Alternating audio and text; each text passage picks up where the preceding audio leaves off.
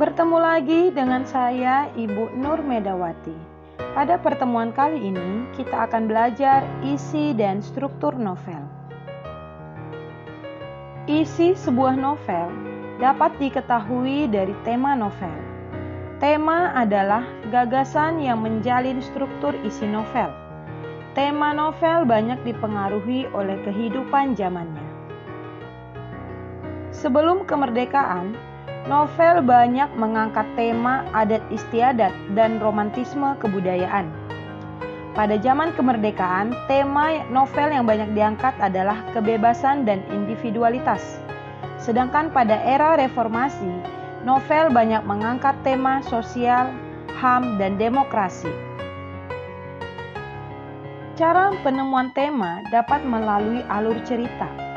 Peristiwa-peristiwa dalam cerita diurutkan atas dasar sebab akibat, yaitu peristiwa A menyebabkan peristiwa B, dan peristiwa B merupakan akibat dari peristiwa A. Rangkaian peristiwa yang saling berhubungan atas dasar sebab akibat itulah yang disebut alur. Tema juga dapat kita tentukan melalui tokoh cerita. Tokoh cerita dengan beragam sifat dan wataknya diciptakan untuk membangun sebuah tema. Tokoh antagonis biasanya dipertentangkan dengan tokoh protagonis. Jika cerita hendak menunjukkan kepada pembaca bahwa kebaikan tidak selamanya benar, cerita itu dapat saja mengalahkan pemain dengan watak baik. Akan tetapi, jika cerita itu bertujuan menyatakan bahwa kejahatan pasti musnah, ceritanya tentu akan memenangkan tokoh protagonis. 3. Melalui bahasa yang dipergunakan dalam cerita. Bahasa dapat digunakan untuk menemukan tema melalui kalimat-kalimat, dialog yang diucapkan tokoh, dan komentar pengarang terhadap peristiwa. Cerita itu dapat menyampaikan pernyataan yang dapat dijadikan rumusan tema. Selanjutnya, kita akan belajar struktur novel. Struktur novel terdiri atas 1. Orientasi, merupakan bagian awal novel yang berfungsi sebagai pengenalan karakter tokoh yang berperan dalam novel. Mungkin dikenalkan pula latar, waktu, tempat, dan masalah yang akan dihadapi tokoh utama. Simaklah contoh berikut ini. Tapi seketika itu, Ratna sudah mengucap pula, Sudarma, adiknya, pada siapakah ia bergantung jika Ratna tidak ada lagi? Hanya anak yang seorang itu yang akan dapat menyenangkan hati ibu bapaknya di kemudian hari, bila ia telah sampai tamat belajar. Bolehkah Ratna terlepas diri seorang 3 orang darah dagingnya, mengharap-harap akan bantuannya? Cuplikan cerita tersebut merupakan bagian orientasi.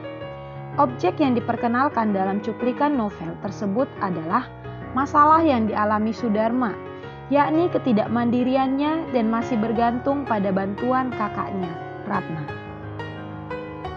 Struktur yang kedua adalah komplikasi, berisi masalah atau peristiwa yang tidak diharapkan terjadi pada tokoh utama. Simaklah contoh berikut ini. Aminuddin sangat kecewa setelah mengetahui bahwa gadis itu bukanlah Maryamin. Agar ayahnya tidak malu dan kecewa, Aminuddin menerima gadis itu sebagai istrinya. Aminuddin berkirim surat kepada Maryamin bahwa ia sudah menikah dengan gadis pilihan ayahnya. Aminuddin menjelaskan duduk perkaranya. Sebelum surat itu selesai dibacanya, Maryamin sudah pingsan. Ia lalu jatuh sakit. Ayah Aminuddin merasa bersalah dan minta maaf kepada Maryamin dan ibunya. Ia berjanji akan tetap bersahabat dengan keluarga Sultan Baringin.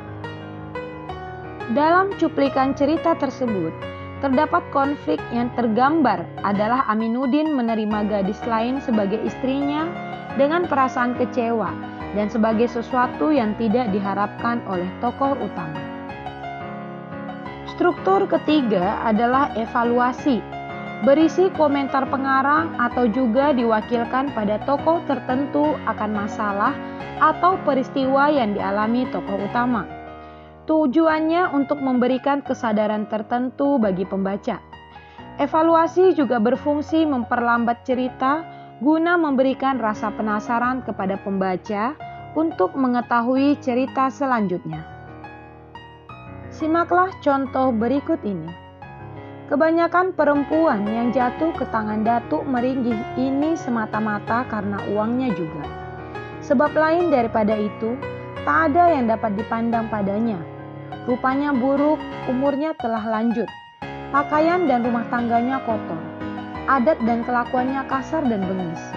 Bangsanya rendah dan kepandaiannya pun tak ada, selain daripada kepandaian berdagang. Evaluasi yang disampaikan pengarang berkaitan dengan sikap kebanyakan perempuan yang mudah tergiur oleh pesona Datuk Meringgi yang kaya raya. Padahal, Datuk Meringgi memiliki karakter yang kasar.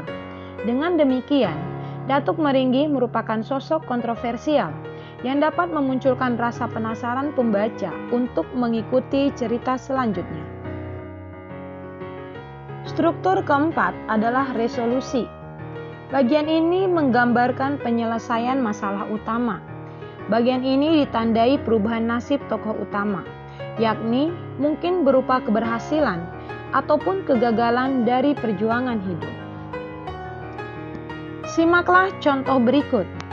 Dengan hati yang remuk redam, Hanafi pulang ke kampung halamannya di Sumatera Barat.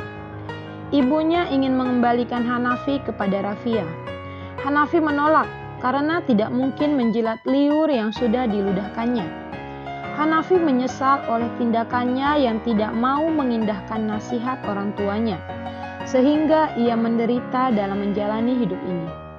Tak lama kemudian, Hanafi mati karena menelan 4 butir suplimat. Cuplikan novel tersebut merupakan bagian resolusi karena terdapat penyelesaian akhir atas masalah yang dialami tokoh utama, yakni berupa penyesalan karena perjalanan hidupnya yang berakhir dengan kegagalan. Bahkan, ia mengakhiri hidupnya. Struktur kelima adalah koda, berisi komentar terhadap kehidupan selanjutnya dari tokoh utama. Bagian ini bersifat opsional, boleh ada dan boleh juga tidak ada.